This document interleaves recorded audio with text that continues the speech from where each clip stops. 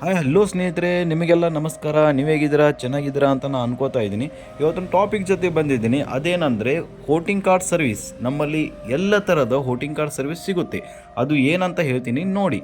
ನಮ್ಮಲ್ಲಿ ಹೊಸದಾಗಿ voting card ತೆಗಿಸ್ಕೊಡ್ತೀವಿ.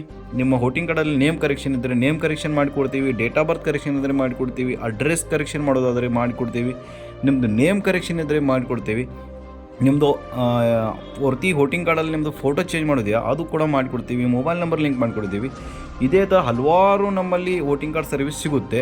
ಇದಕ್ಕೆ ಬೇಕಾಗಿರೋ ದಾಖಲೆಗಳು ಏನಂದರೆ ನಿಮ್ಮದು ಆಧಾರ್ ಕಾರ್ಡ್, ಒಂದು ಫೋಟೋ, ಇದು ಕಂಪಲ್ಸರಿ ಇರುತ್ತೆ.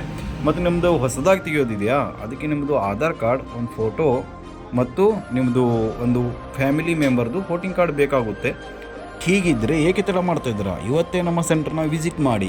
ಇಲ್ಲಾಂದರೆ ನಿಮ್ಮದು ಯಾವುದೂ ಪ್ರಾಬ್ಲಮ್ ಇದ್ದರೆ ನಾವು ವಾಟ್ಸಪ್ಗೆ ನಿಮ್ಮ ಡಾಕ್ಯುಮೆಂಟ್ ಕಳಿಸಿ ನಾವು ಅದನ್ನು ಕರೆಕ್ಷನ್ ಮಾಡಿ ಕೊಡುತ್ತೇವೆ. ಇದೇ ಥರದ ಹೆಚ್ಚಿನ ವಿಡಿಯೋಗಾಗಿ ನಮ್ಮ ಚಾನಲ್ನ ಸಬ್ಸ್ಕ್ರೈಬ್ ಮಾಡಿ, ಲೈಕ್ ಮಾಡಿ, ಶೇರ್ ಮಾಡಿ, ಕಮೆಂಟ್ ಮಾಡಿ ಫ್ರೆಂಡ್ಸ್. ಮುಂದಿನ ವಿಡಿಯೋದಲ್ಲಿ ಸಿಗೋಣ. ಜೈ ಹಿಂದ್, ಜೈ ಕರ್ನಾಟಕ, ಜೈ ಭಾರತ್ ಮಾತೆ.